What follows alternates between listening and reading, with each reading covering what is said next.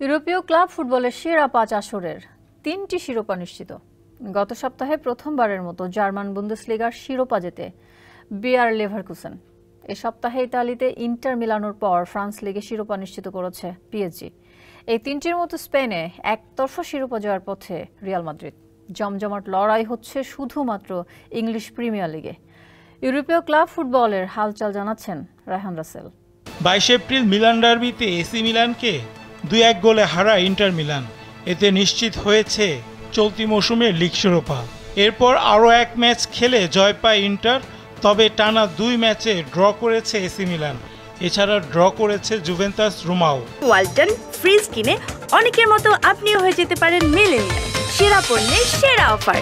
এবছর ইউফার প্রতিযোগিতায় ভালো করায় আগামী বছরের চ্যাম্পিয়ন্স লিগে ইতালির ৫টি দলের অংশগ্রহণের সুযোগ নিশ্চিত হয়েছে। এখন ৫-এ থাকা রোমার সঙ্গে লড়াই আছে আতালান্টা ও ল্যাৎসিও। গত সপ্তাহে জার্মান লিগের শিরোপা নিশ্চিত করে লেভারকুসেন। চলতি সপ্তাহে ড্র করে অপরাজিত থাকার রেকর্ডটা অব্যাহত রেখেছে জাভি আলোনসোর দল। ফরাসি লিগে চলছে পিএসজির দাপট। রোববার রাতে লিওর কাছে মোনাকো হেরে যাওয়ায় শিরোপা নিশ্চিত হয় লুইস এনরিকের শিষ্যদের। এ নিয়ে সর্বশেষ ১৭ আসরের মধ্যে ১০টিতেই ফরাসি লিগের শিরোপা জিতল পিএসজি। ইংলিশ প্রিমিয়ার লিগের শিরোপা জয়ে চলছে দ্বিমুখী লড়াই, যদিও কয়েকদিন আগে এটি ছিল ত্রিমুখী। তবে লিভারপুল শিরোপা জয়ের দৌড় থেকে খানিকটা ছিটকে গেছে। ফলে শিরোপার দৌড়ে রয়েছে ম্যানচেস্টার সিটি ও আর্সেনাল। লিভারপুলের পয়েন্ট দাঁড়িয়েছে ৩৫ ম্যাচে ৭৫। সমান ম্যাচ খেলে আর্সেনালের পয়েন্ট ৮০ আর এক ম্যাচ কম খেলা সিটিজেনদের পয়েন্ট ৭৯। এ সময় আর্সেনাল চেলসিকে ৫-০ ও টটেনহামকে ৩-২ গোলে হারায়।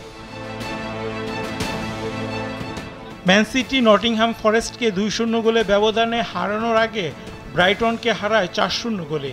প্রিমিয়ার লিগ থেকে এ সপ্তাহে অবনমন নিশ্চিত হয়েছে শেফিল্ড ইউনাইটেডের। আর চ্যাম্পিয়নশিপ থেকে পরের মৌসুমে প্রিমিয়ার লিগে খেলা নিশ্চিত করেছে ২০১৫-১৬ আসরের চ্যাম্পিয়ন লেস্টার সিটি।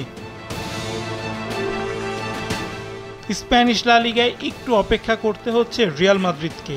রেকর্ড ৩৬তম শিরোপা জয় থেকে আর অল্প দূরে স্প্যানিশ জায়ান্টরা। গত সপ্তাহে রিয়াল সোসিয়েদাদকে ১-০ গোলে হারানোয় দলটির পয়েন্ট এখন ৩৩ ম্যাচে ৮৪। সমান ম্যাচ খেলে দ্বিতীয় স্থানে থাকা জিরোনার পয়েন্ট ৭১ আর বার্সেলোনার পয়েন্ট ৩২ ম্যাচে ৭০। ভ্যালেন্সিয়ার বিপক্ষে এই ম্যাচে বার্সা হারলে বা ড্র করলে রিয়ালের শিরোপা জয় অনেকটা নিশ্চিত হবে। সেক্ষেত্রে ৪ মে কাডিসকে হারাতে পারলে চ্যাম্পিয়ন হবে রিয়াল। আর বার্সেলোনা যদি ভ্যালেন্সিয়ার বিপক্ষে জিতে যায়, রিয়ালকে কাডিসের বিপক্ষে জয়ের পর একই দিনে জিরানো বার্সার ম্যাচের ফলের অপেক্ষায় থাকতে হবে। রায়হান রাসেল, কালবেলা।